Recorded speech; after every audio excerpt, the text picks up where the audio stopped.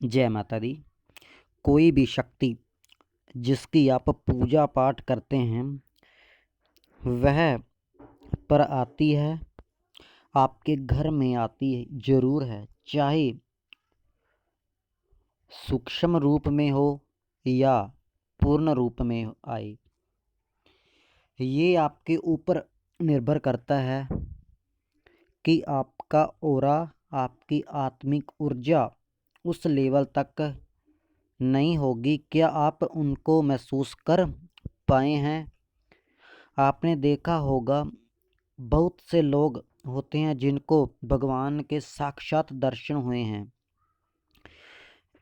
जिन्हें ब्रह्म मुहूर्त में दर्शन हुए हैं। मैंने एक उदाहरण भी बताया था, बाबा मोहन राम के दर्शन कैसे हुए थे। नीले घोड़े पर बहुत ही बड़ा स्वरूप था। इस प्रकार के स्वरूप के दर्शन उन्हें होते हैं जिन लोगों की दिव्य दृष्टि खुली होती है, जिनका ऑरा मजबूत होता है, उन्हें सूक्ष्म चीज़ें भी दिखाई देती हैं। किसी व्यक्ति के अंदर नकारात्मक शक्ति है तो वह भी उस व्यक्ति को दिखाई देने लगती है। तो ये सब आपके आत्मिक ऑरे के कारण दिखाई देती है। आपका आत्मिक ऑरा कितना मजबूत है?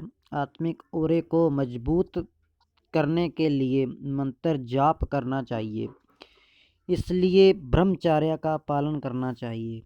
जब आप पूजा पाठ करते हैं अनुभव ना हो तो इसका मतलब यह है कि कहीं ना कहीं शक्ति आई तो है सूक्ष्म रूप में, पर वो शक्ति आपको अनुभव नहीं हुई क्योंकि आपका ऑरा उस योग्य नहीं है।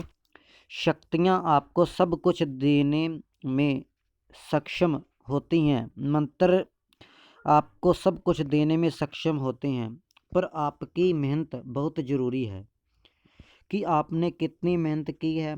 किसी भी मंत्र को जागृत करने के लिए कोई भी मंत्र होता है उसमें बहुत शक्ति होती है। आप किस प्रकार मंत्र जाप कर रहे हैं?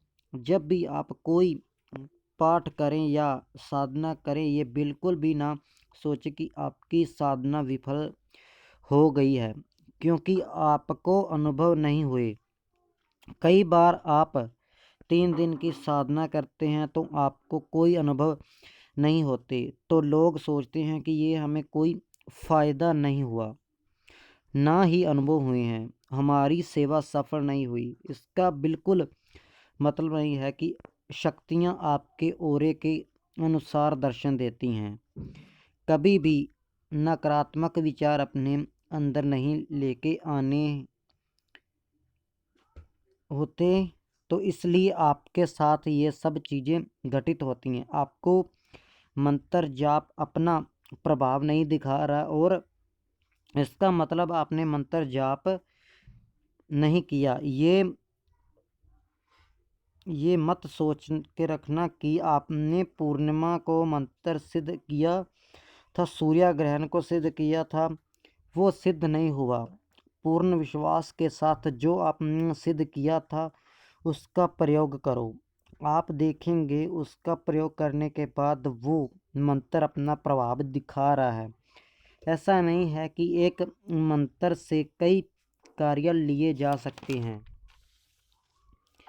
कई मंत्र ऐसे भी होते हैं जो सुरक्षा घेरा लगाने के काम आते हैं। मंत्रों से सवारी भी बुलाई जाती है, कई मंत्रों से सवारी को बांधा भी जाता है, कई मंत्रों से सवारी को बुलवाया भी जाता है और उस मंत्रों से उनका कंठ भी खोला जाता है ताकि वह बोले वह कहाँ से आई है, किस तरीके से उसे भेजा गया है, वो नकारात्मक शक्ति है या सकारात्मक शक्ति है, और वह तांत्रिक उसे किस तरह से भेजते हैं, किसने भेजा है, ये शक्ति है कौन। इसलिए आपको इन चीज़ों का विशेष ध्यान देना चाहिए। मंत्रों का अलग अलग प्रयोग होता है। कई बार आपने उस मंत्र का प्रयोग इच्छा पूर्ति के लिए किया होगा, आपकी इच्छा पूर्ण नहीं हुई, इससे आप सोचोगे कि मंत्र का प्रभाव खत्म हो गया है। पर मैं आपको बता दूं, मंत्र का इस्तेमाल करेंगे किसी प्रेत को बांधने में तो बंधेगा, बुलाने पर वह आएगा, तब आपको विश्वास होगा कि मंत्र सिद्ध हो चुका है। आशा करता हूँ ये जानकारी आपको पसंद आई होगी, और अधिक जानकारी के लिए चैनल को सब्सक्राइब करें और बेल आइकन को दबाएं। जय माता दी।